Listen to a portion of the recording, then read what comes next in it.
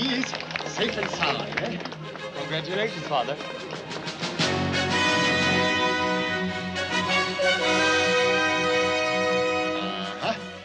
Come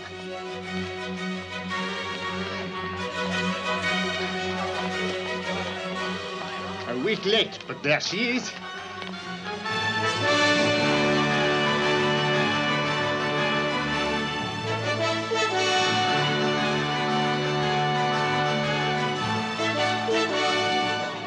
Months in the African ports, but he's come back to you now. Thank you.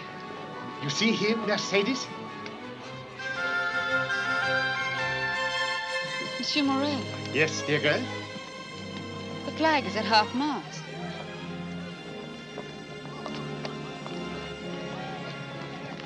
Fernand, what can it be?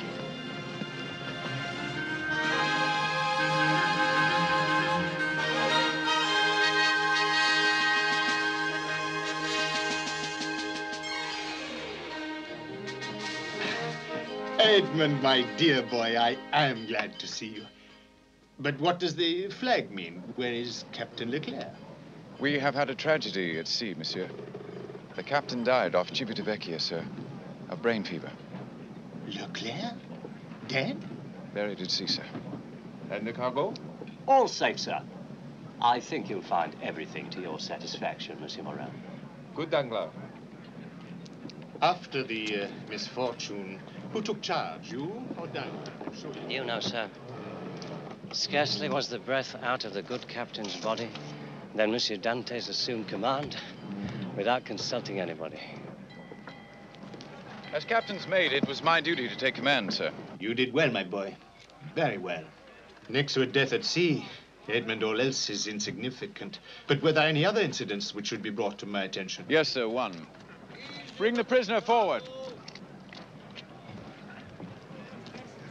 Cadarus? 4 days ago, during the burial ceremony, he was caught pilfering stores in the forecastle. True, Cadarus? Have you now added petty thievery to your other accomplishments? If the almighty Monsieur Dante says so, then I'm a thief. Shall we turn him over to the police? I wouldn't imprison any man used to the freedom of the sea, sir. But I'd not have him on my ship. Your ship, young man? I spoke... As acting captain, I know. And as such, what are your orders? You're free, Cadarus. But don't show your face to me again. You must stop being so generous to the world, Monsieur Dantes. God will get jealous. Father, Danglars tells me that on the way home the ship was in at Elba. Elba? Why Elba? My ships have no business at Elba. Captain's orders, sir. And the captain was the only man to go ashore. Why? Could it be that he had some business with Napoleon? He didn't tell me the purpose of his visit to the island, sir. Strange. Very strange. Did he leave any papers behind? A will, a testament? On his deathbed, sir, he gave me this. There's no address on it. He told me where to deliver it, sir. I have his full instructions. Well, the matter will take care of itself. Hmm? Aha. Well, we must talk to you no longer. Go, my boy. A far more important personage than old Morel is waiting for you. Go. Mercedes!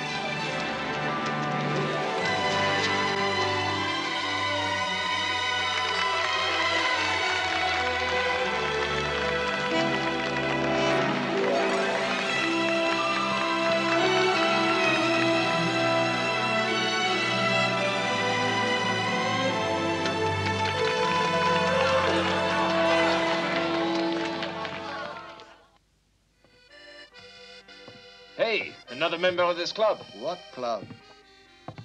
The Society for the Destruction of Edmund Dantes. You would like that, wouldn't you, Lieutenant? Wouldn't you like a clear path to your pretty little cousin, Mercedes? Don't mention Mercedes' name in your mouth. Sit down. Please. Both of them. Be quiet. Listen to me. I think I see a way to remove this impediment from the lives of all of us. Question, what is the fate of a Bonapartist in these marching times? He's Dantes, Bonapartist? On the way home, our ship put in at Elba, where the captain went ashore. 2 days later, before he died, he handed Dantes an envelope. So? So use your imagination. I'm suggesting that Captain Leclerc went ashore to consort with Napoleon Bonaparte himself. I'm suggesting that envelope contains secret orders. I'm proposing that we take advantage of the possibilities in this situation. Waiter! Pen, paper, ink! A moment, monsieur, please. Just a moment. Edmund? Yes, Father. I am an old man without manners, but I must ask Mercedes a question. What is it? That young lieutenant, your cousin, Fernand Mondego, I am told he loves you too. Fernand Mondego is loved and lost. The way of the world, Father. Fernand is a fiery young man, a Spaniard. I do not want him coming at you one dark night with that long knife. My blade is a match for any Spaniard knife. But... Father, this is no time for bad thoughts. We have good news for you tonight. Yes, tell him now. No, Mondego, I think you'd better write it. Mine is too fine a hand. This requires something a little rougher. Address it, the prosecutor, the port of Marseille. The prosecutor? The prosecutor. Begin as follows. Monsieur. A captain? Yes, I've been made captain. With 100 gold sovereigns paid per voyage and a share in the profits. My boy, my boy. Tell him the rest, Edmund. Father, with the first money I touch, I mean you to have a house of your own. With a garden to plant your larkspur, your roses, your flowering vines.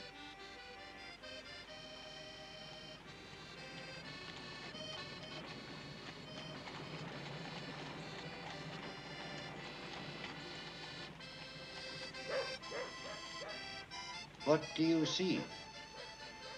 Oh, nothing. Nothing. And I now pronounce you man and wife. Now then, when I say those words tomorrow, the groom will kiss the bride.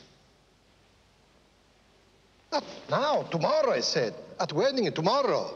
Now, the organ will begin again, and you will take her by the arm and lead her up the aisle, out of the church. Do it, do it, do it. Now the others, family and friends, will turn and follow them up the aisle. No, not tomorrow, I said, not today. Tomorrow, I said. Remember to come back tomorrow for the wedding. Don't forget. Tomorrow, I said. Edmund Dantes, That is my name, monsieur. you're under arrest.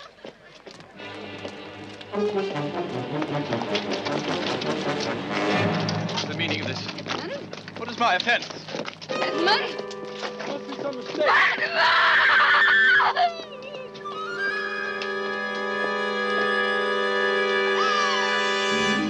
Oh, Fernand, what is happening? You got it. Take your hands off her! Don't touch her!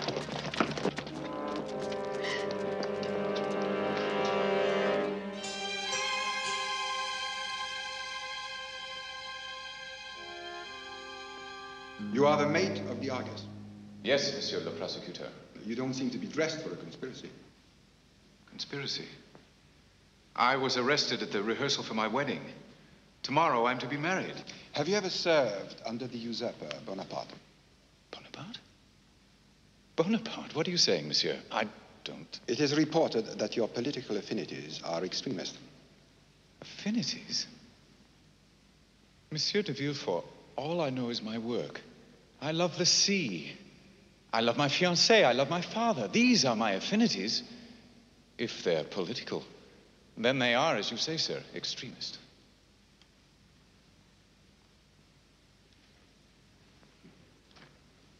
I believe that. Do you recognize this writing? No, sir. Are you sure?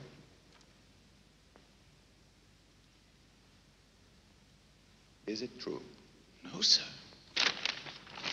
Did your captain give you an envelope? Yes, sir. What is it? I carry it with me. Give it to me. I gave him my word, sir. I order you in the name of the king to give it to me. In the name of the king.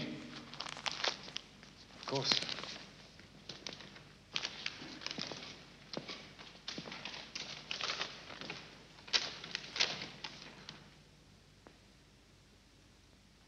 What does it say, monsieur? Had you known the contents of this letter, you wouldn't be carrying it on your person. You would have denied any knowledge of it when I asked for it. That you actually surrendered it to me clearly establishes your innocence of any complicity in this affair. Then, if I am innocent, monsieur... Go back to your bride-to-be. God bless you, Monsieur de Villefort. Oh, one more thing. Yes, monsieur.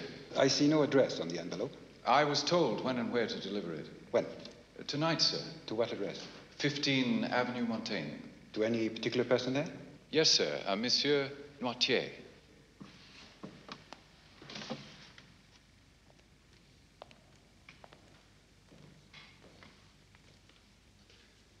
Say the name once more. Francois de Noirtier. Is that all, monsieur? May I go? No. A few more questions. Do you know this person, this Noirtier? Oh, no, sir. Have you spoken his name to anyone? To no one but you, sir. Good. I'm sorry to tell you this, but I cannot dismiss you right now. Why not, monsieur? Yours is a political arrest. I must detain you overnight. That is the law, unfortunately. You will be dismissed in the morning.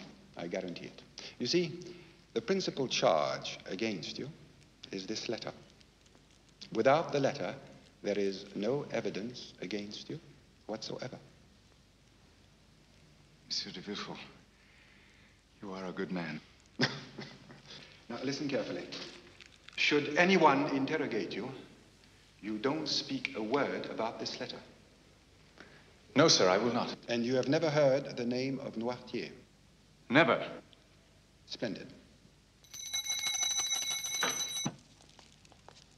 You will be taken to the Palais de Justice just for the night, so don't worry. It is only a formality. Take it.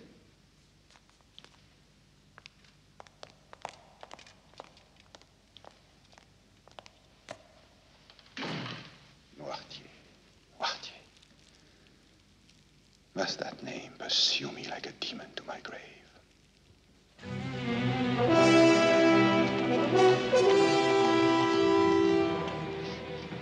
Pardon, monsieur.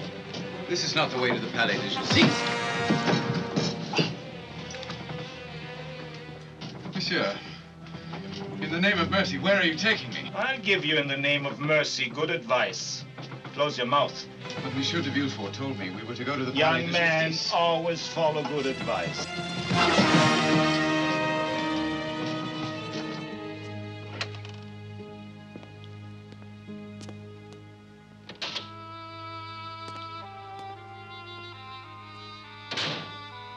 Good evening, Monsieur Noirtier.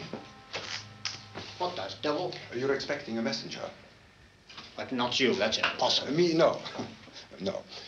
To put the circumstance in a nutshell, your messenger was intercepted, Father.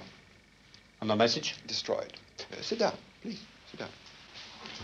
The paper was destroyed. The message is now written in here, written intact. Dates, names, places. All the details of your precious little emperor's intended escape from Elba. I have no intention of telling it to you. Nice to see you, my son. Nice to see you, Father. I know you would never betray your comrades, but betray them you will if you don't do exactly as I say, for I will then reveal all their names to the police. Always the cunning devil. Ever the selfish little beast. You have been my secret embarrassment ever since I started my public career. My own father, a follower of Napoleon. I have lived with the fear of discovery long enough. Your days in this foolish cause are now over. From now on, you will never be out of my sight. Indeed, you come with me to Paris tonight. To Paris? Yes, it seems I have news for His Majesty's government. Don't worry. I will give no names involved in the escape. Only The facts. They should be enough, I think, to astonish the bureaucracy of Paris and bring me to the attention of the king himself. You will soon be the father of an important man. Doesn't that please you? It should.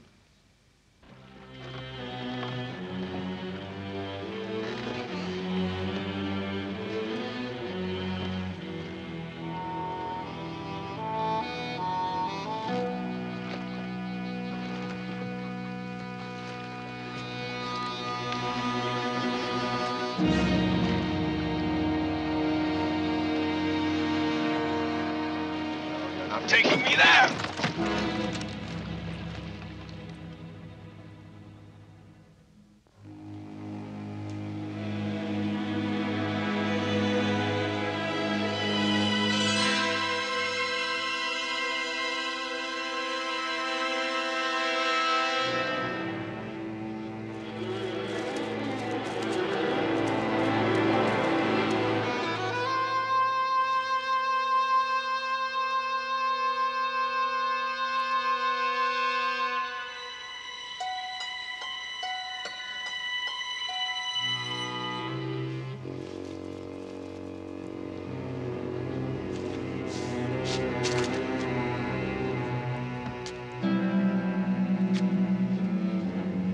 Help! Help!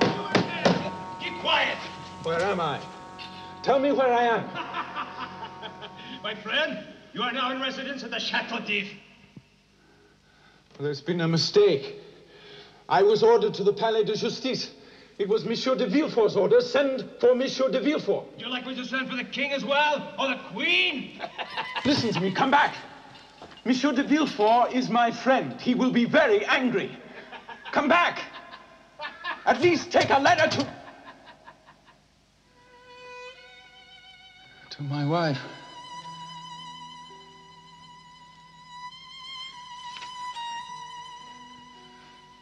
What have I done? What is my crime?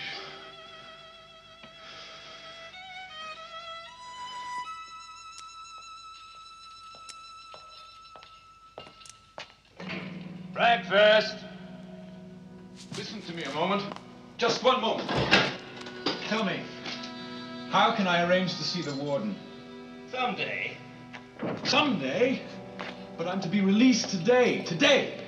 Monsieur de Villefort's orders. And who's Monsieur de Villefort?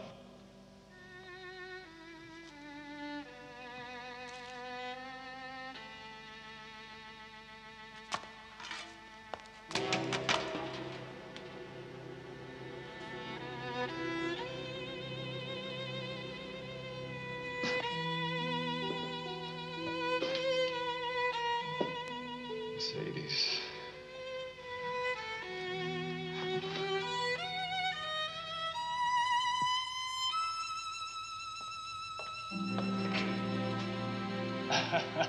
Hungry yet, monsieur? Or do we starve one more day? Wait.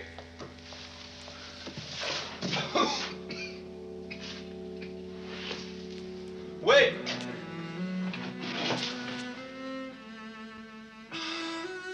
Ah, nasty little stomach. Wins over the stout heart once again. Well, well.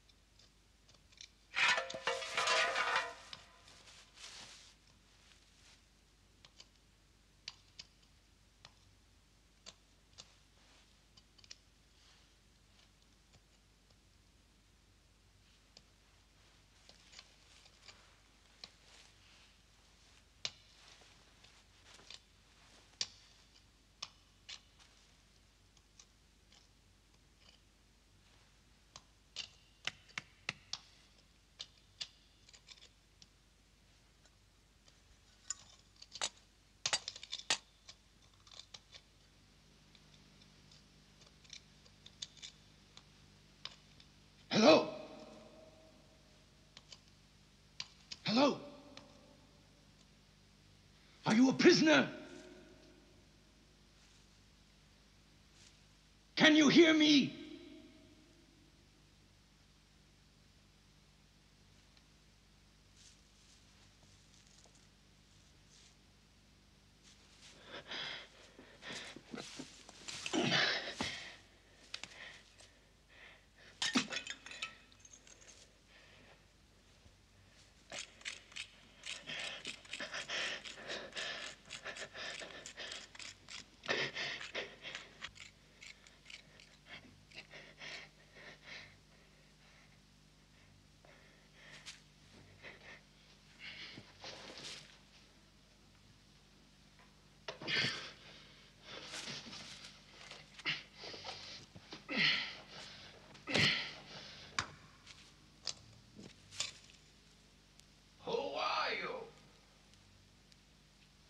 Edmond Dantes.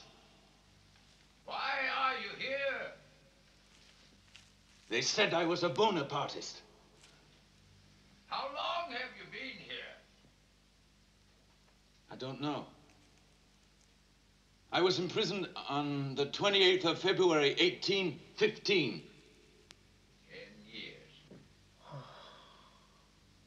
How long have you been here? I will push the stone from this side.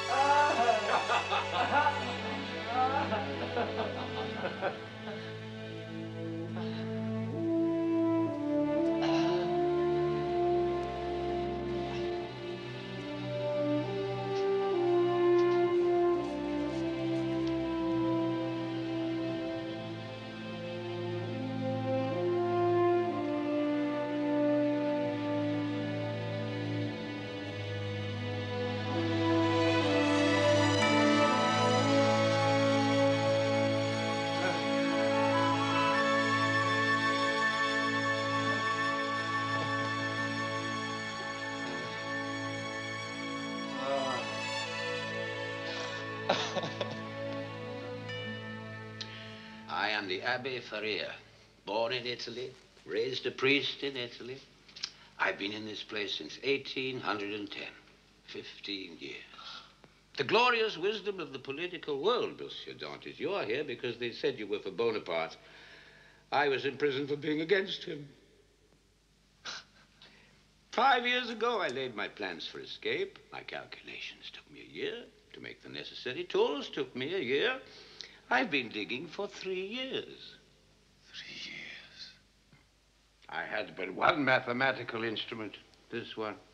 And now I find it was guilty of an inaccuracy. I took this wall for the seawall of the prison. I calculated 40 degrees instead of 50. You were digging for the seawall? Come with me.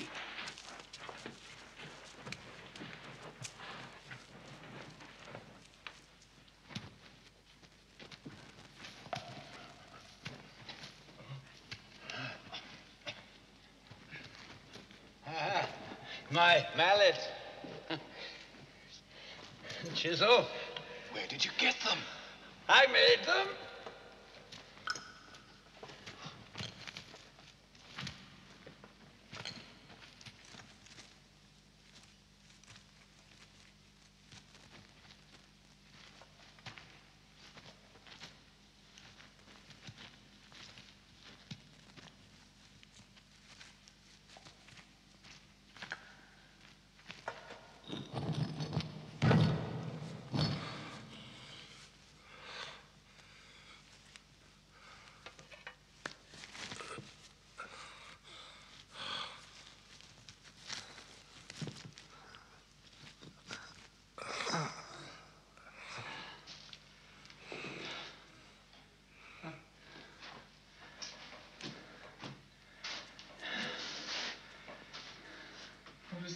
In simple terms, it just means just 12:15. A clock?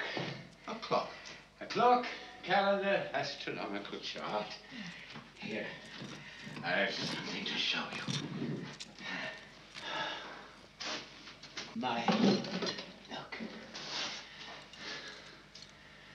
Look. My needle made from a fishbone. Like my chisel made from one of the iron clamps of my bedstead. Like my pincers. And my knife. And my lamp. A lamp needs oil? Which I make from the suet of the meat they give us on holy days. How do you light your lamp? Oh, I claim to have a skin disease. I sometimes ask for sulfur to relieve the pain, from which I replenish my match.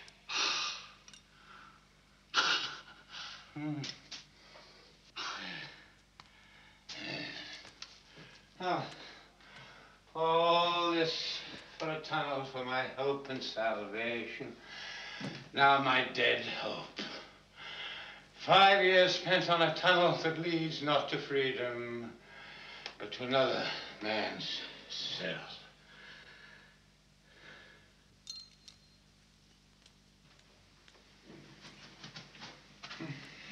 Abbe Faria, listen. Your tunnel runs in the same direction as the outer gallery. Yes. The seawall is here. I can just glimpse it from my window. Half your tunnel runs in the right direction. From the center point, we turn. You call it 50 degrees, I say 2 points more, north by northeast, and dig to the seawall about 100 meters.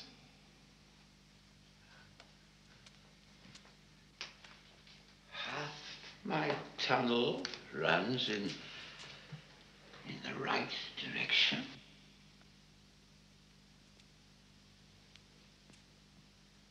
How long will it take? 2 of us, 4 years.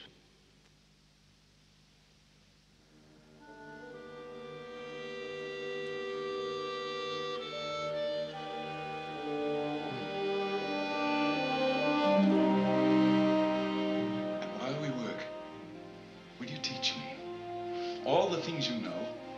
Yes. Mathematics, theology, philosophy, living languages and dead languages, the history of the world. I give thanks to heaven. I'll be able to teach once more.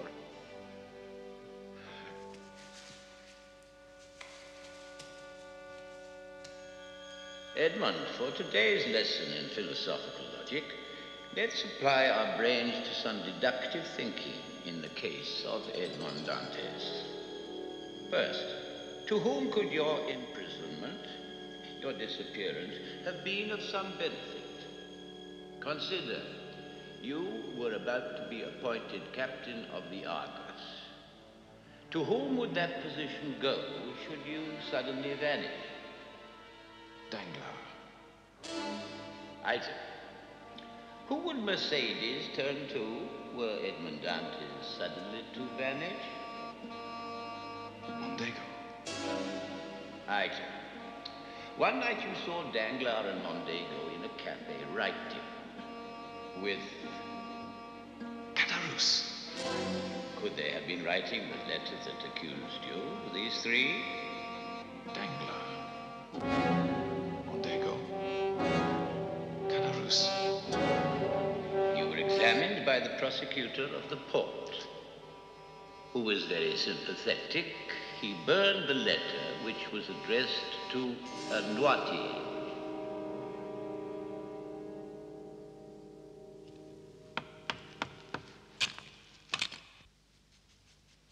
Noirtier. Noirtier. I knew a person of that name at the court of the Queen of Etruria, an ardent disciple of Napoleon. Edmund, what was your prosecutor called? De Villefort. Ha! What have I Monte? You have unlocked the whole mystery. My friend at the court of Etruria, the most ardent Bonapartist I've ever known. His name was Noirtier de Villefort. His brother? No, my age. His father? I presume so. His own father, a Bonapartist? So, he destroys your letter. And me. And you.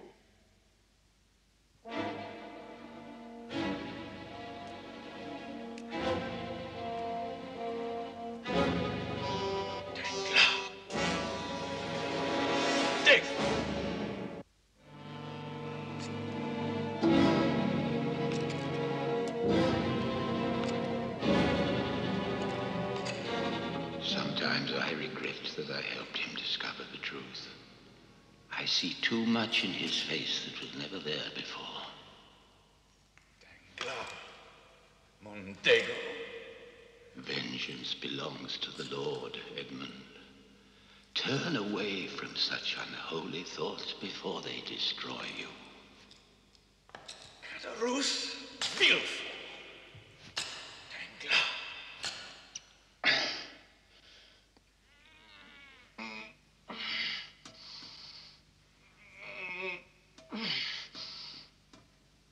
Edmund!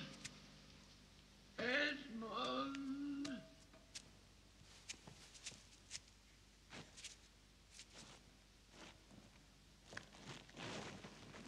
Dear God, what is it? Edmund. I'm ill.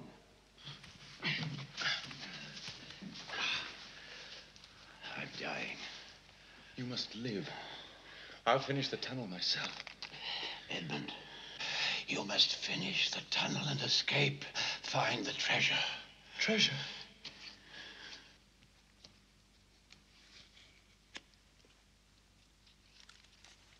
What's this? A map. Of the island of Monte Cristo. This is the lost map of Cesare Spada, with whose death in 1498 vanished one of the great treasures of the world. This fortune has been buried on Monte Cristo for 3.5 centuries. Oh, Edmund, I wanted us to find this treasure together. Now it is for you to find alone. Do great charitable deeds with it. Spend this fortune which God has been hoarding for you in good and holy ways. Edmund, you must escape and find the treasure. My profession forbade me to marry, so you are my son, the child of my captivity. Make thy works of goodness a memorial to me. What is such treasure to me? My real treasure lies here. You have enriched me beyond...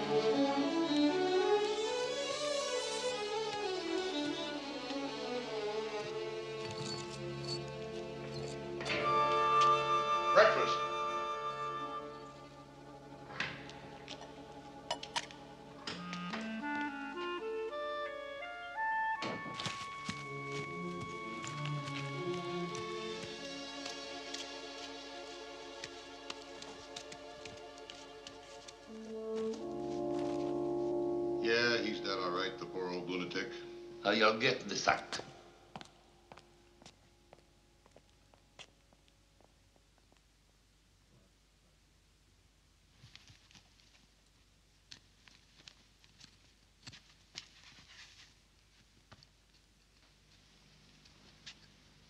Well, now we wait for the tide to change. Come on.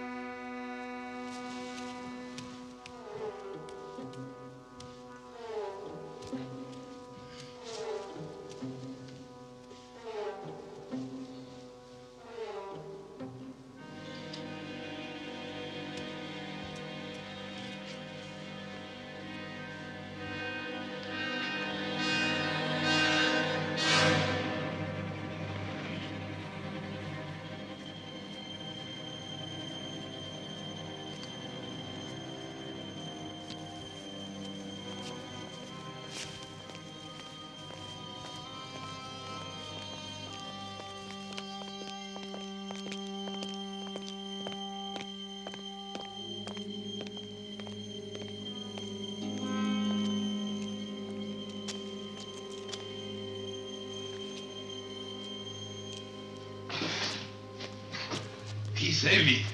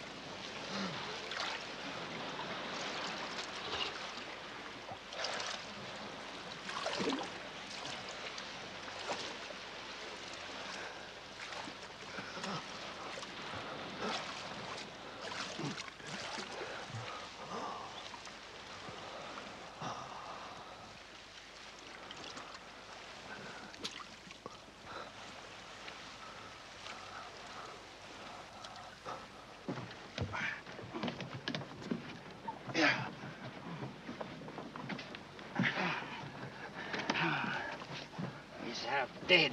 No, he's half alive. Wake up, old man. How do you know that he's old? Look at him.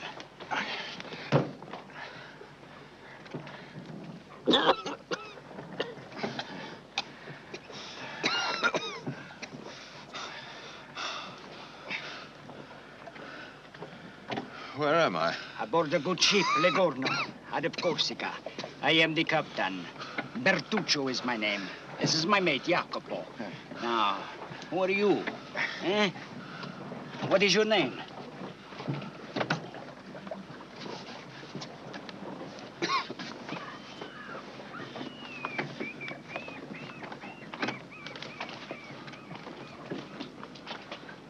Where do you go? The island of Rion. The top two currents should take us there in 2 hours. You know these waters, huh? Bertuccio, Jacopo. What are Italians doing in these waters? I think you have already guessed. How is the smuggling these days? Good? Terrible. We need a navigator. A navigator who knows his way in this jungle of waters. Would you join us? Now tell me. Who are you? What is your name? Where do you come from? There is no sign of a shipwreck. There's been a storm. The cannon of Chateau d'If. You? Jacopo, on this boat, a man's business is his business. You have a young man's speed. How old are you? If this is the year 1829, is it? Of course. Then I am 33 years old. And I will be 34 years old. Only because of you, my good friends.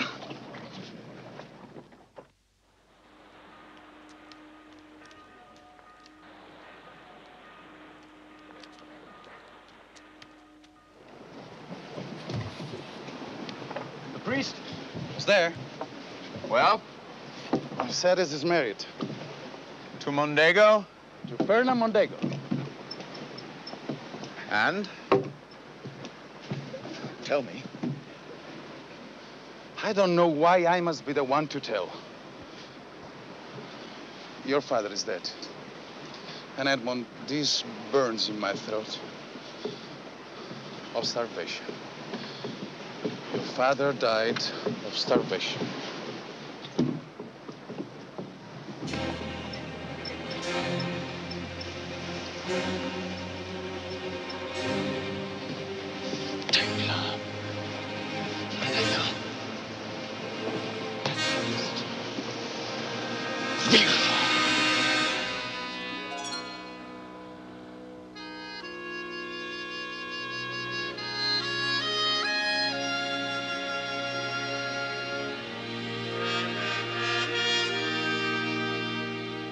God had delivered me into the hands of two smugglers who breathed life back into me, befriended me on faith alone, asking no questions, until the day I was strong enough to fulfill my promise to the Abbé Faria.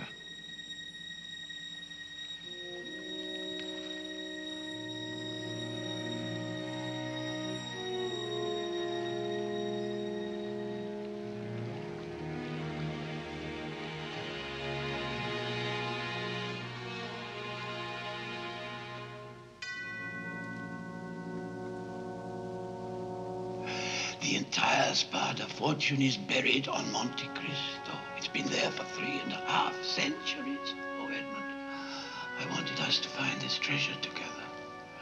Now it is for you to find alone. Do great charitable deeds with it. Spend this fortune which God has been hoarding for you in good and holy ways.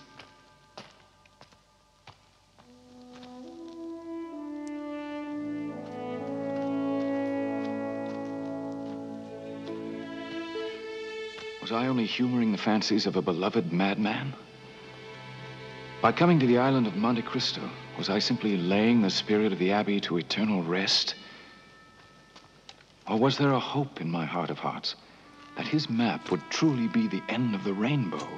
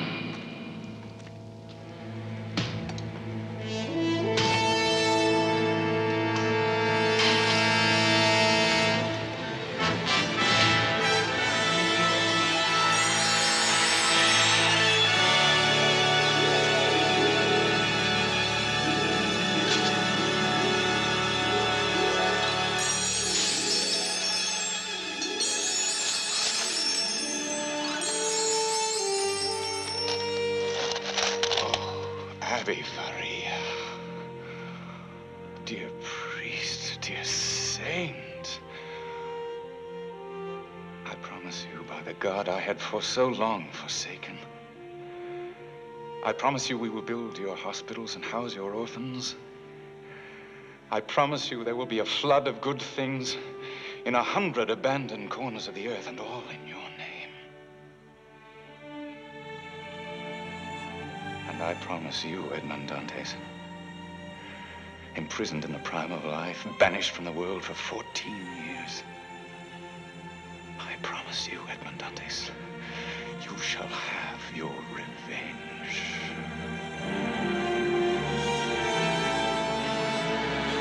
Jacopo! Petruccio! The world is mine!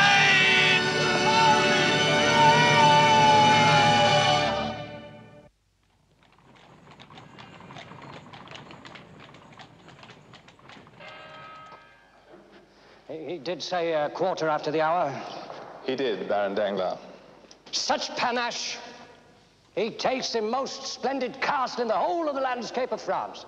Such abandon he spends. Oh, my word, how the man spends. Such mystery. All these rumors of a harem on the top of his castle. These whispers of a fleet of pirate ships prowling the Mediterranean. How did he contact the bank? I was approached by his equerry, sir. A rough-looking fellow with a terrible scar. Yes, typical. An equerry with a scar. He has all the trappings of the exotic. Mystery clings to him like scandal. What an aura of legend is spread around Europe in the last 5 years. His own intelligence network, tentacles around the world. A whole army of agents ceaselessly questing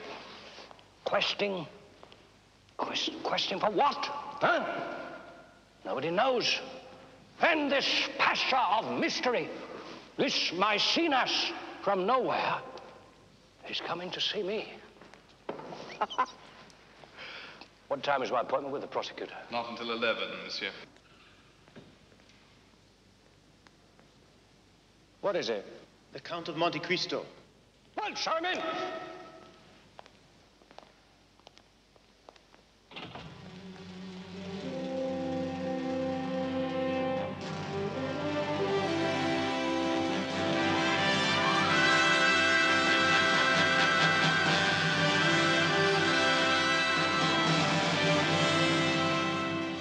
My dear Count, I am the Baron Danglars. Sit down, do sit down, Monsieur le Comte.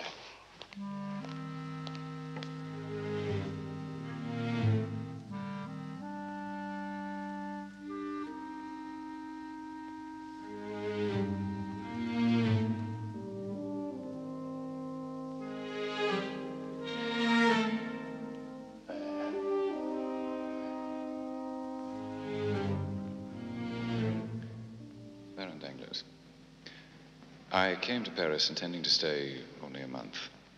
I've since decided to stay on another 2 or 3.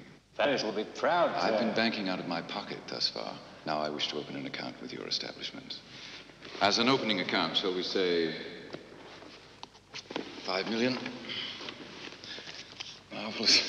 The power of little pieces of paper, my dear Baron. As marvelous as any creation of man, including his poetry, music, and painting. Who handles money properly is also an artist. Yes, yes. 5. Monsieur, I shall take Advise me through my staff. I thank you, Baron. Monsieur le Count. I am impressed by your head of Imhotep, sir. A fine specimen. Imhotep, yes. Oh, and this one, sir. A most ingenious figure. Oh. Thank you. Oh, thank you indeed, sir. Is there any other service we can render in the meantime? Some convenience? In point of fact, Baron. Whatever the Count of Monte Cristo may desire. I make my home in the country, monsieur. Yes, I know. But now, for convenience, I've taken an apartment on the Champs-Élysées. I'm told there have been random robberies in the neighborhood.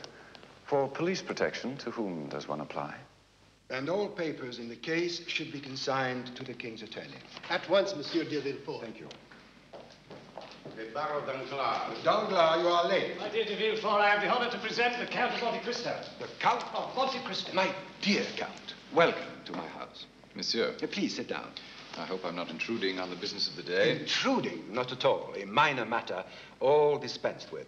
Surely, you've been reading about this cutthroat, Jacques Benoit, who killed the brother of Senator Gallimard. Yes. Has a judgment been reached? Indeed. The guillotine. If a man tortures and murders your brother or your son or your father, kills one of those beings who leave an eternal emptiness and a bleeding wound when they're torn from your heart, do you really think society has given you sufficient reparation because the blade of the guillotine has passed between the murderer's trapezius and his occipital bone? Because the man who caused you immeasurable suffering has endured a few seconds of physical pain. My dear Count, are you suggesting the medieval way, torture? I am suggesting the holy remedy. An eye for an eye. Yes. Yes, indeed. Indeed. Very interesting. Well, when the Count mentioned to me that he was seeking police protection for his residence, I took the liberty of... This office is at the service of the Count of Monte Cristo. We can post police officials on both streets of his residence, front and rear, as many as you may desire. Monsieur de Villefort is too generous. Paris must do its very best for distinguished visitors.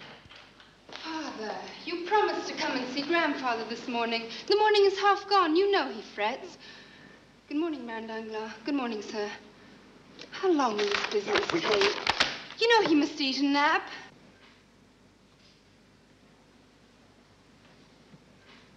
Since when do you have such visitors, Father? This gentleman doesn't look like a criminal or a lawyer. I'm afraid my daughter is outspoken to a fault and slightly ill-mannered. Please forgive her. Father. Valentine, I have the honor to present the Count of Monte Cristo. Monte Cristo? Oh, sir. I shall be the envy of every girl in Paris. What they're saying is true. You are handsome. And are you as rich as they say, monsieur? Rich in experience, mademoiselle. Rich in years. And growing richer by the moment in my appreciation of the loveliness of Paris. Monsieur, are you busy? Am I? Do me the greatest of favors. Will you come to meet my grandfather? Valentine, will you stop this nonsense? You would frighten his life for many days to come. Mademoiselle honors me. The Count of Monte Cristo. How extraordinary. But how did you manage to bring him here? As a matter of fact, it wasn't easy.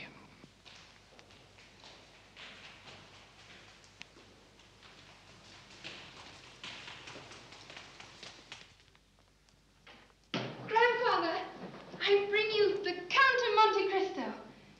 Here you see how influential I am. The man all Paris is gasping to meet, and I bring him to your room. Monsieur le Comte, my grandfather, Monsieur de Noirtier de Villefort. Honored, monsieur. My grandfather is paralyzed, monsieur, from an old wound at Austerlitz. He can speak only with his eyes. What is it you want, grandfather? Another pillow? Some water? A, B, C, D, E, F, G. G. Barrois, he wants his glasses.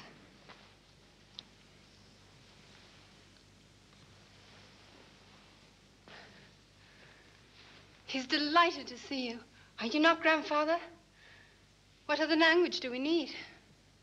Barrois, is it time to start his meal? My grandfather is a prisoner of his body, monsieur. But his will is like his mind, unconquerable. He possesses what few men can boast of. The devotion of one loving heart. That's a lonely statement, monsieur. Monsieur Albert is here, mademoiselle. Albert! Oh, monsieur, please, I shall return immediately.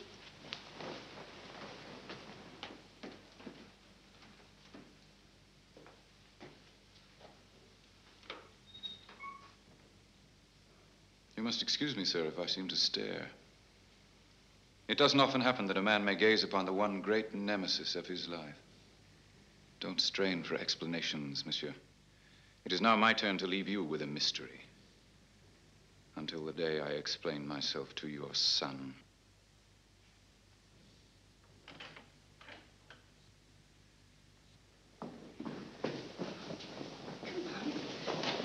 Monsieur le Comte, may I present Albert Mondego?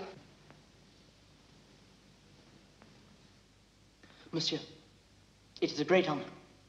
You honor me, monsieur. All Paris speaks of you, monsieur. Good morning, monsieur. All Paris yearns to shake the hand of the mysterious stranger. And here am I. And here you are shaking that hand straight from his arm. The city is on fire, monsieur. We talk about the Count of Monte Cristo. There, control yourself. My father, monsieur. Even my father is caught up in the game. He says you're an Oriental because he says he met you in Turkey. Because my father was once ambassador to the kingdom of Yanina. Surely you've heard of my father, the Count of Mondego. Who has not heard of the great General Fernand Mondego? A man I've always wanted to meet.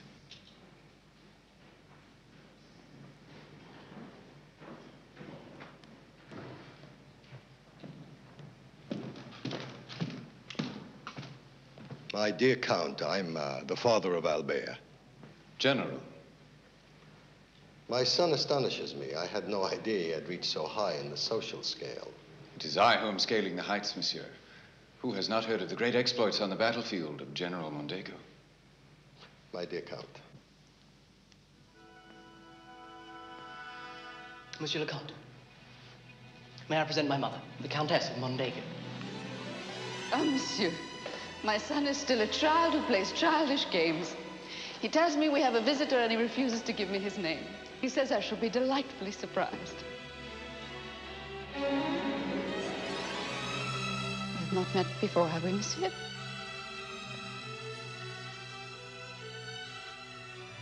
Have I the honor of addressing monsieur? Your servant, madam, the Count of Monte Cristo.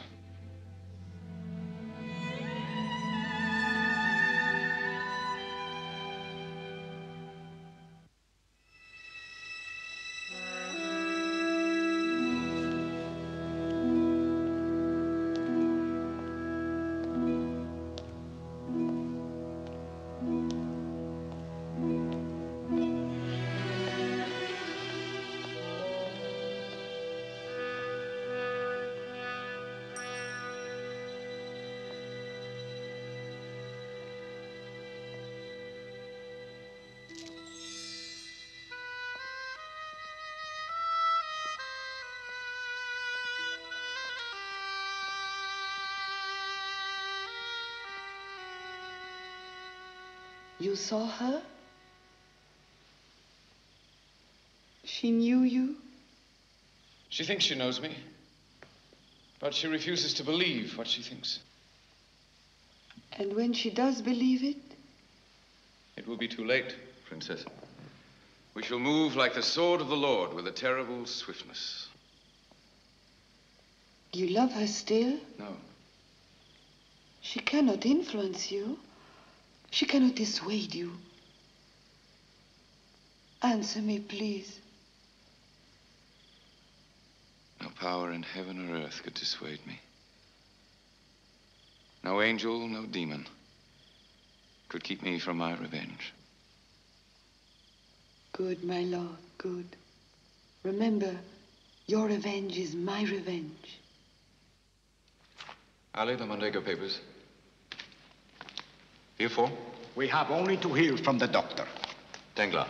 We have all the documents, master. Good.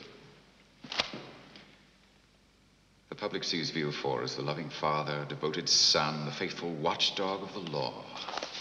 Danglars is the financial wizard, advisor to great fortunes, the lion who guards the nation's wealth.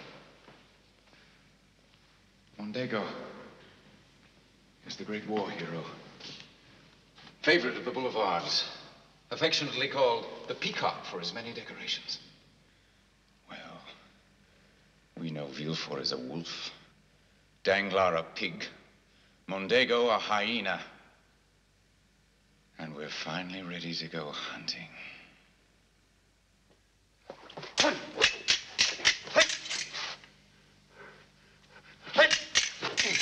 Good, very good.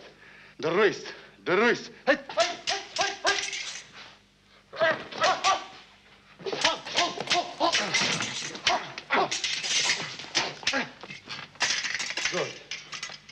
Very good. You are the master now. I'm the pupil.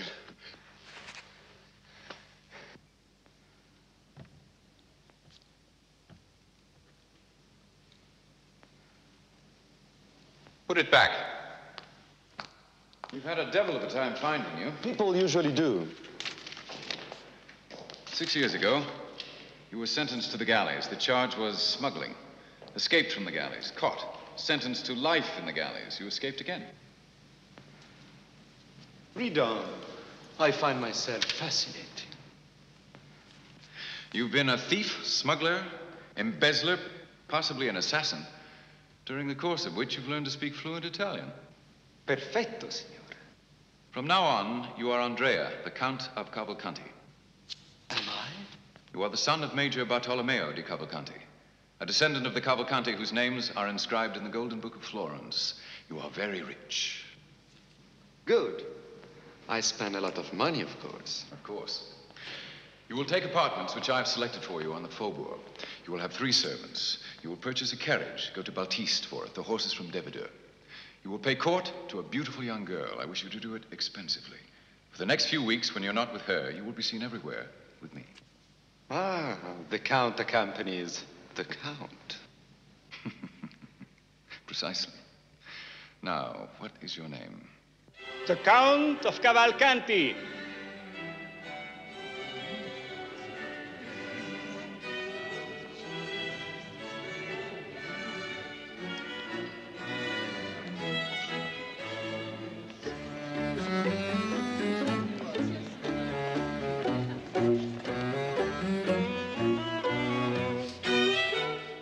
Count of Monte Cristo.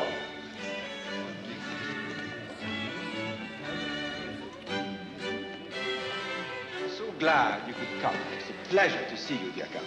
May I present my friend Il Conte di Cavalcanti, whom you were gracious enough to include in your invitation. Yes. Any friend of Monte Cristo, of course. May I present my daughter, Valentine?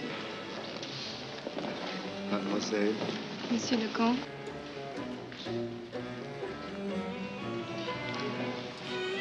Cavalcanti is in Paris on family business.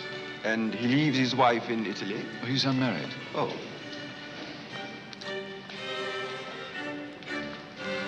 Have you known him long? But a few days. He came to me with letters of introduction from my brokers in Rome.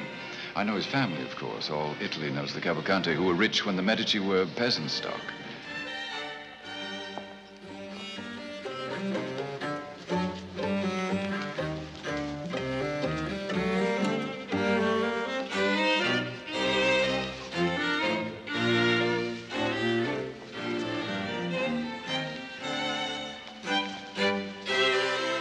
Shy to suggest, Signorina, but I would be deeply grateful.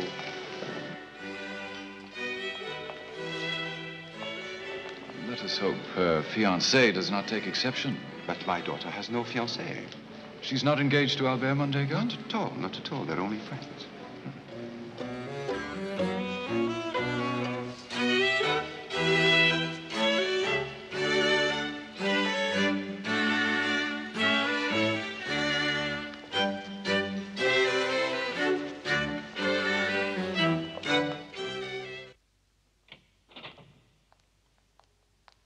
My dear Count. 2 matters this morning, Baron. First, the newspaper, the Journal du Globe. I'm told it is for sale. I rather fancy owning a newspaper.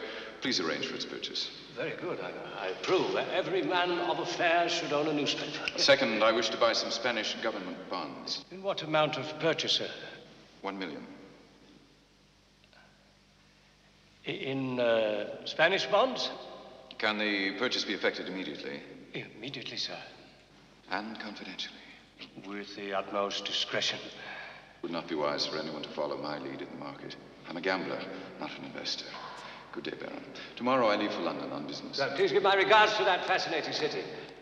Though the English will never learn how to eat. There are places. As you and I know, my dear Baron. Money can buy anything. Anything. Girard! Girard! Make out an order for 1 million in Spanish bonds for the Count of Monte Cristo. Spanish? And for myself, 1 million, for my private account.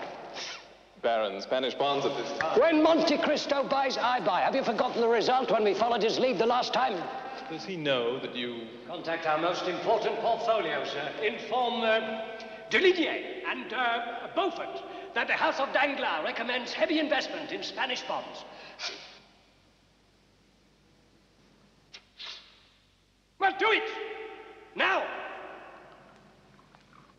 The Count of Monte Cristo.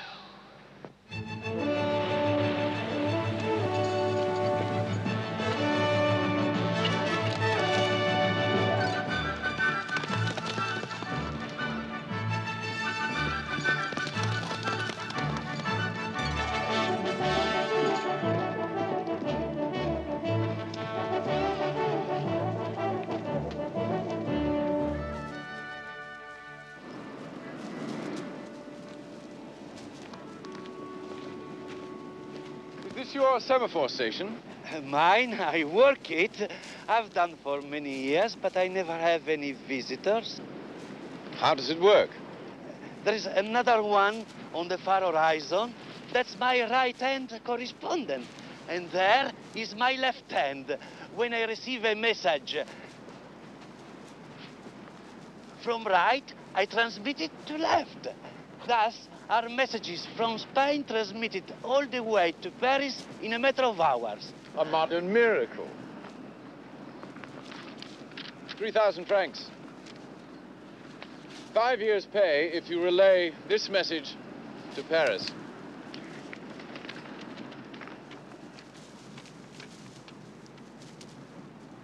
But this is not official. You insult me, sir.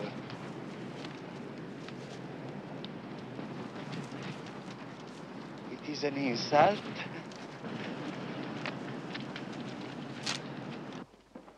Impossible. It is the official telegraph service, sir. King Don Carlos has invaded Spain through the Catalonian frontier. Civil war is in force. Civil war? What will happen to Spanish bonds? If I may suggest, sir... Yes, suggest! A quick sellout. The quicker the better. That's it. Yes. Sell every bond. Now! The moment the exchange opens, sir. My reputation, the reputation of my bank. I invest my clients' money in civil wars, in cataclysms. Shall I have a client left tomorrow? You have another suggestion, have you? Yes, make good all losses. Yes. From the bank's reserves. From your own. You're insane. I can place the order to sell now, monsieur.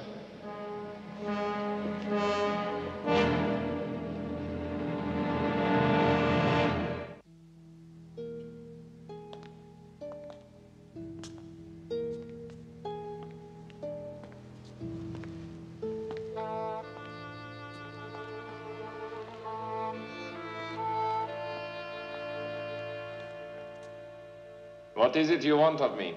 A little of your time, for which you'll be paid. I am your servant, sir. Your name is Caderousse. It is my real name. How did you know? You've spent 7 years of your life in His Majesty's galleys. You made one attempt to escape. Yes. And if it were not for your companion in escape, he played you false. Faustino. My life is dedicated to one purpose. Find him and kill him. Revenge is a sweet thing to live for, or die for. Sir, I have other pressing business which should take only a moment. Would it inconvenience you to wait outside? I'm your servant, sir.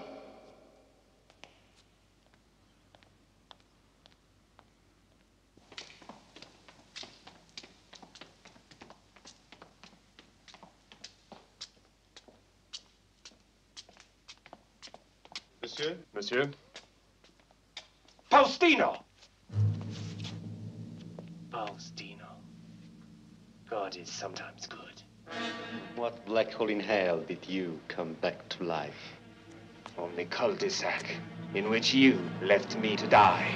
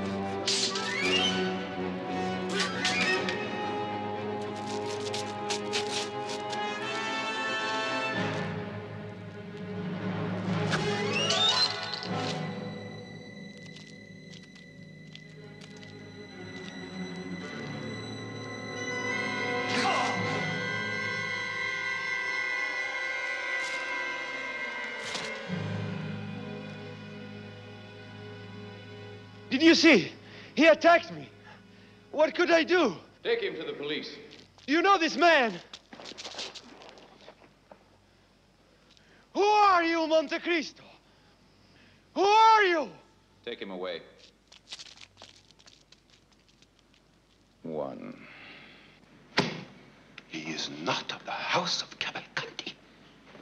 His name is Benedetto. His most recent name, that is. He is a notorious escaped criminal. And he wanted to marry my daughter. He doesn't lack nerve, I must say. He's an escaped galley slave, among other offenses. Duped! He has duped us all, Sergeant, including the infallible Monte Cristo. A Cavalcanti, indeed. This upstart, this blackguard. He has insulted my very person, which compels me to prosecute this case myself. In fact, it becomes a moral duty.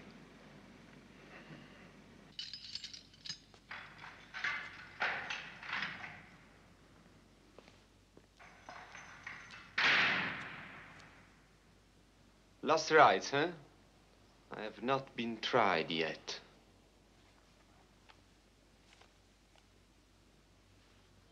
Please go away. Andrea di Cavalcanti? Go away. Faustino. You? My blessed protector, will you protect me thus on the guillotine, huh? You will not be convicted if you do as I say. Memorize the first page entirely. Familiarize yourself with all the other documents. I will be in the courtroom. Keep your eyes on me. So this man, Andrea, Benedetto, Faustino, he assumes a new name for each fresh transgression. Is no simple rascal, no petty scoundrel. He is a serpent of subtlety. A giant of cunning. But now, this murderer has been caught in the act with the weapon in his hand, gloating over the fallen body of his victim. So you can pass only one verdict on the disposition of this miserable creature. Death!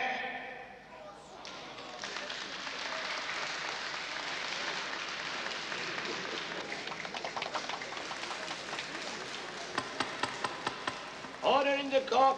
Order. Order. Accused, rise. Accused, your name and surname. Monsieur le Président, I will give my name last of all. It's in order for the prisoner to refuse. Let us proceed. Your age? I am 21 years old. I was born on the night of the 27th of September, 1817. Where were you born? At Auteuil, near Paris. Your vocation? Oh, I am a professional man, a forger, a thief, on occasion an assassin. Have you a request, Monsieur de Villefort? Questions from the bench have been completed. All but one. Now, prisoner, now. Will you consent to say your name, your true name? I do not know it, but I know my father's name. Then repeat your father's name. My father is the king's prosecutor. What did you say? His name is de Villefort.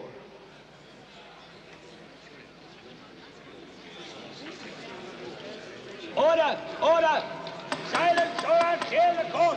Silence! Silence!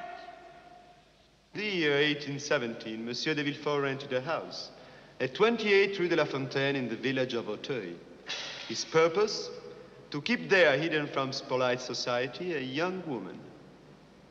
After a year of secret residence in Auteuil, the young woman, to Villefort's exasperation, gave birth to an infant son. Hours after the birth, the mother died. That very night, Villefort took the son, wrapped it in a cloth, and buried it alive in the garden of the house. The burial, Monsieur le Président, was witnessed from an upper window of the house by a servant. It was he who disinterred the body. Discovering it was still alive, he forthwith carried me to a foundling home.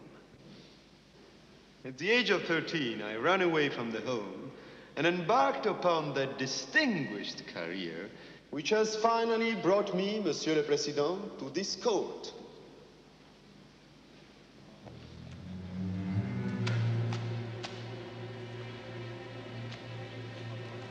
The lease on the house in Auteuil signed by Monsieur de Villefort.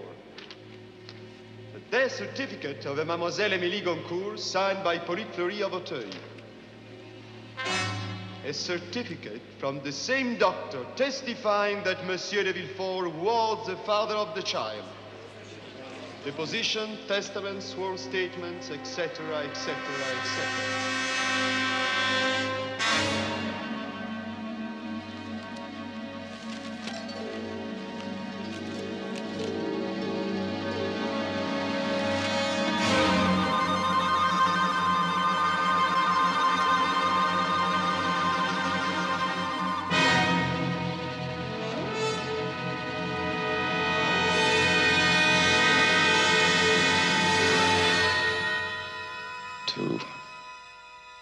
In this morning's paper, it might be advisable, sir.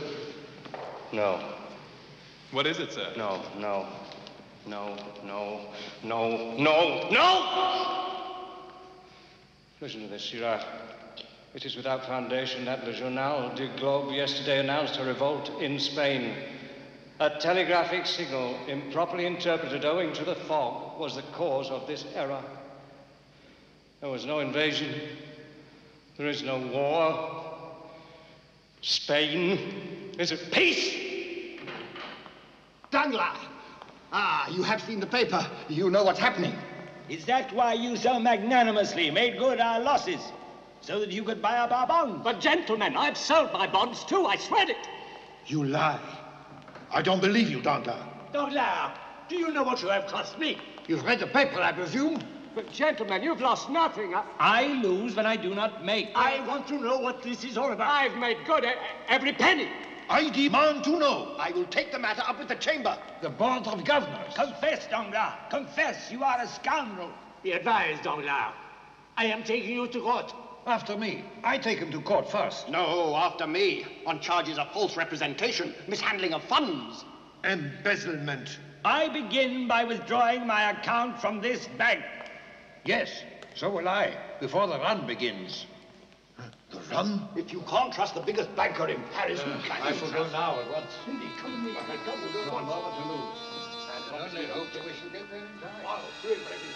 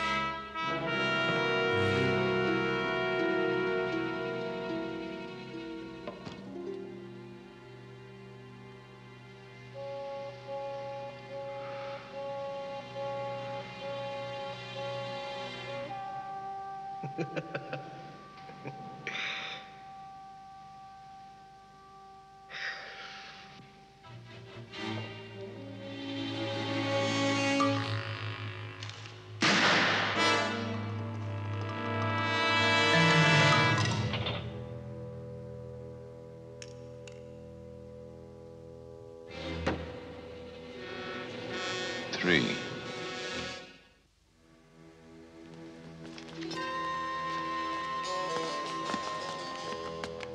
Albert. What a pleasant surprise, Albert.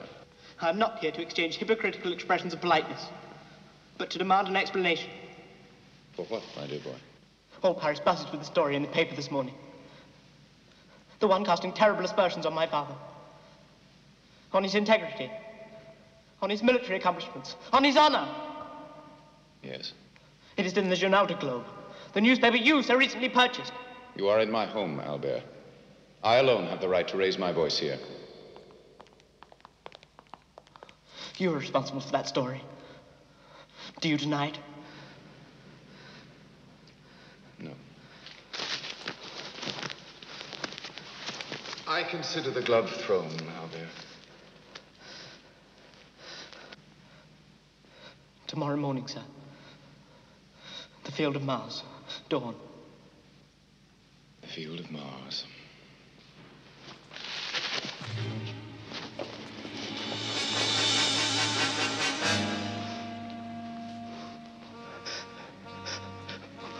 Why?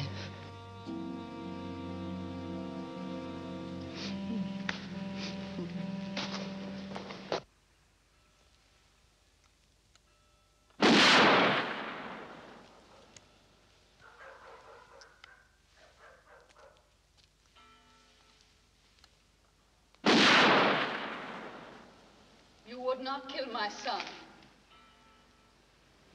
He challenged me, madam. And what would you expect from a proud son? The general is his father. I had a father once. Then you know how the boy feels. You can understand how zealous he is after the general's good name. What general? My business is with a lieutenant I used to know. What business? Revenge, madam.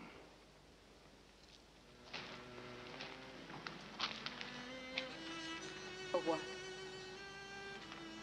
For marrying the girl you loved. He does not deserve your vengeance. It was I. I was weak. I could bear my loneliness no longer.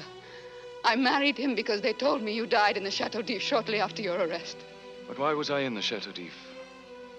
Why was I arrested? I do not know.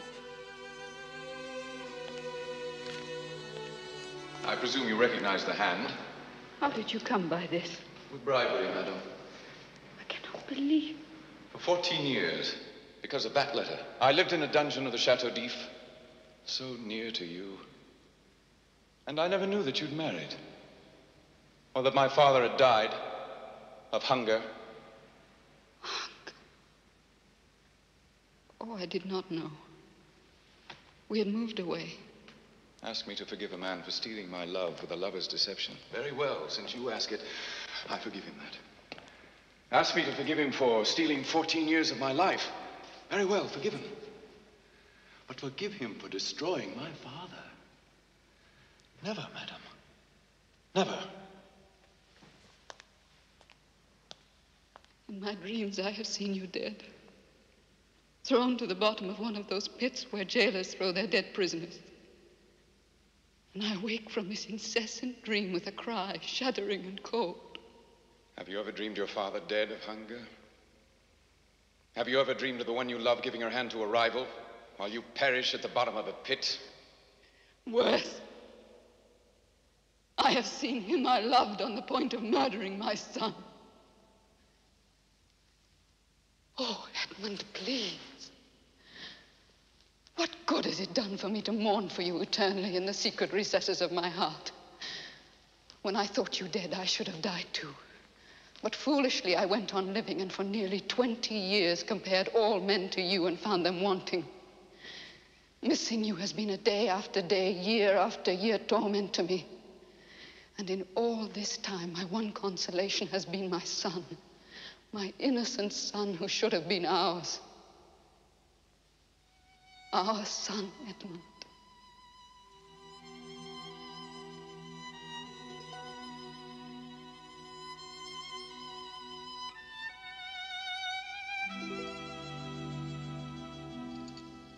Ready?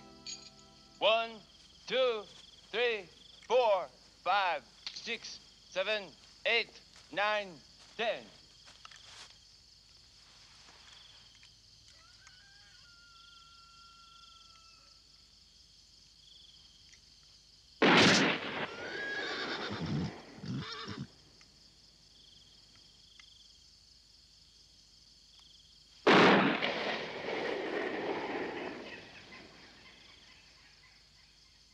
She told you. Everything. I offer you my apologies, sir. You have every right to expose my father.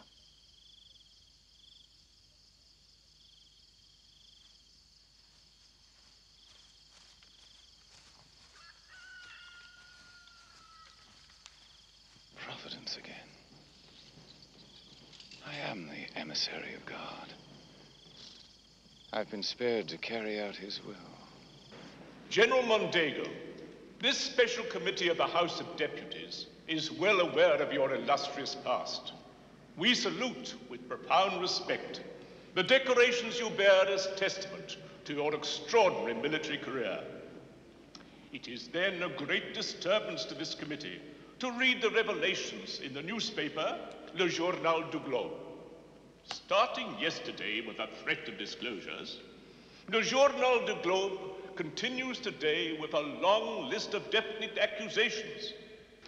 It is written here, in the Greek War, when you were French emissary to the court of Ali Pasha, that you betrayed him to the Turks.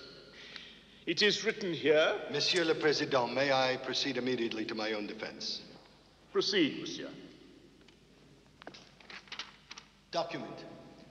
A signed letter from the Ali Pasha himself, reposing in me expressions of the utmost confidence. So complete was his faith in me that on his deathbed he resigned his wife and daughter to my care. His wife and daughter. What happened to that wife and daughter? I searched for them, Monsieur le Président. In the midst of the battle, my life was in constant danger, but I searched for them until I found them. They had been slaughtered by the enemy. Can you produce testaments to the truth of what you have asserted? Monsieur le Président, if the signed proof of Ali Pasha is not enough, I offer my word of honor as a French officer. Last but not least, this. You ask for witnesses of proof. I ask for a show of witnesses against me. What is the evidence? Some article in a scurrilous journal? Who gave these lies to this newspaper? Where is he? Let him come forth and throw a glove in my face.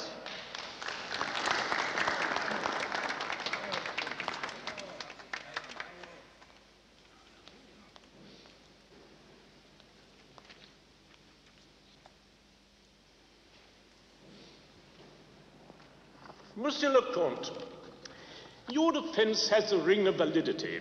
Your points well taken. You will therefore be gratified to learn the contents of this note I have just received, as follows. I was present at the death of Ali Pasha. I know what is become of the wife and the daughter. I claim the honor of being heard. Who wrote those words? The note is unsigned, sir, but the witness can be summoned on your approval. Only on your approval.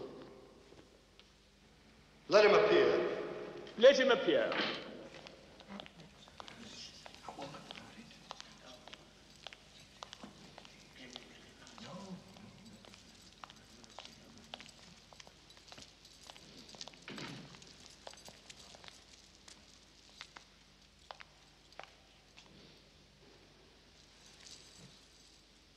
Will you identify yourself, please? I am the daughter of Ali Pasha.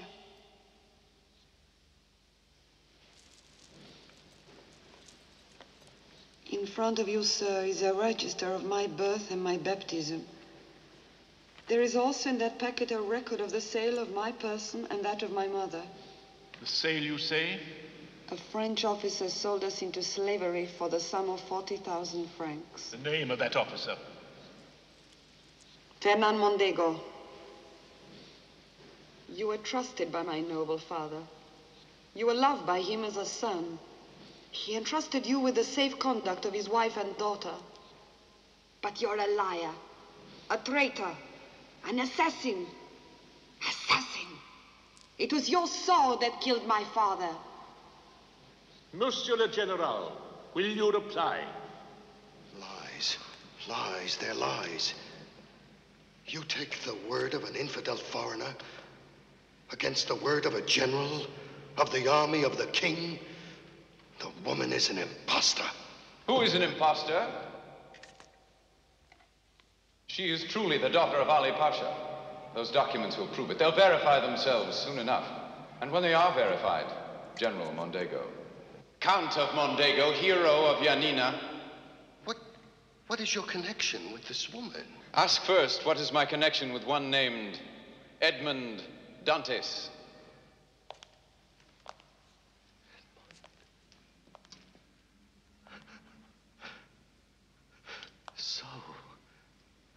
begins to break. Our sailor boy, back from the Isle of the Dead, huh? Insisting on his revenge and getting it, I begin to see, yes. Caderousse dead, Danglars dead, Villefort confined to an asylum. Is it my turn, Edmond? It is. You've done it exceedingly well, the way you expose us one by one, and then you strike. You ruin a man with exquisite finesse. But before you kick this dog to death, beware. He barks. Bites! Well, having ruined me, you now give me cause for revenge. I claim the right to send the dead back to the dead. Can you defend yourself, Edmond? Or do you stab only in the dark?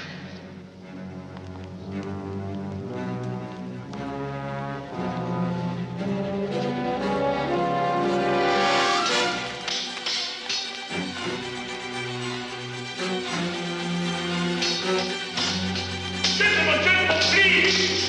I beg you, please let her.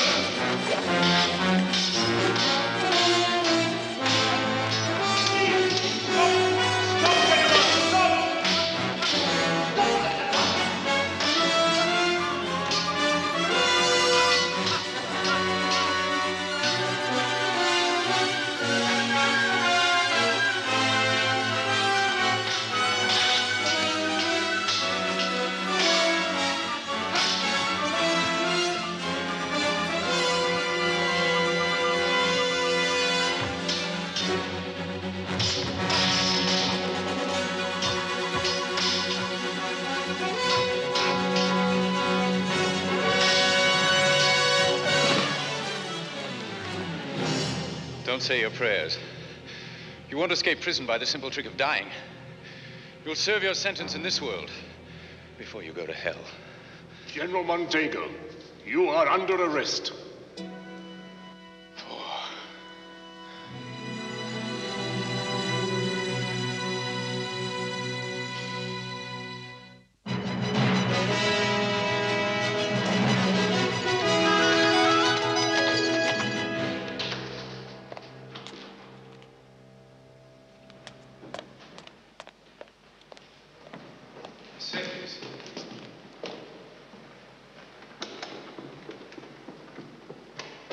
Mercedes!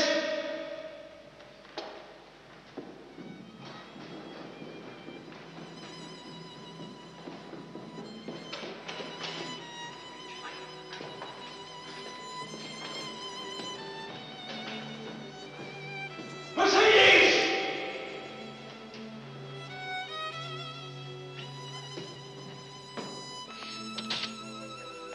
Why is the house empty? Where is the Countess Mondego? She has gone to Marseille. When? Yesterday.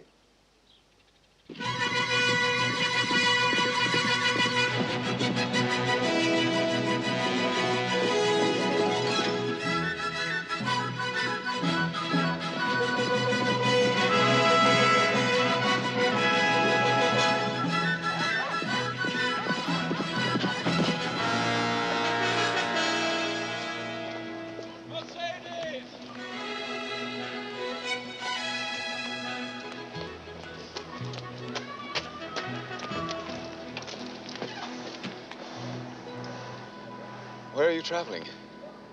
To Africa, to find my son and be near him. He's joined the army.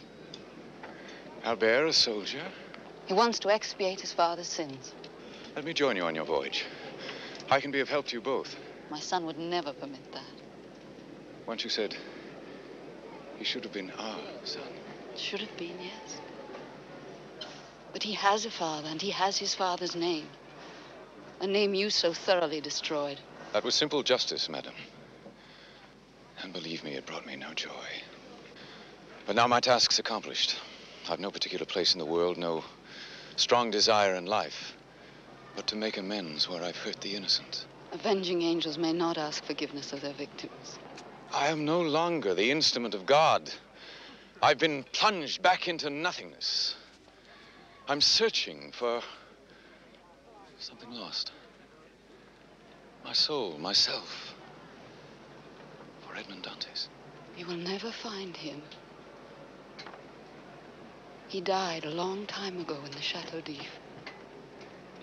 And much of me is buried with him. But I celebrate the Count of Monte Cristo's return to the world of men. And I wish for him, from the depths of my heart, that he will find the peace for which he yearns. But never will he find that perfect love, which two young people lost. Irretrievably lost so many, many years ago. Bon voyage, Countess Mondego. Goodbye, Count.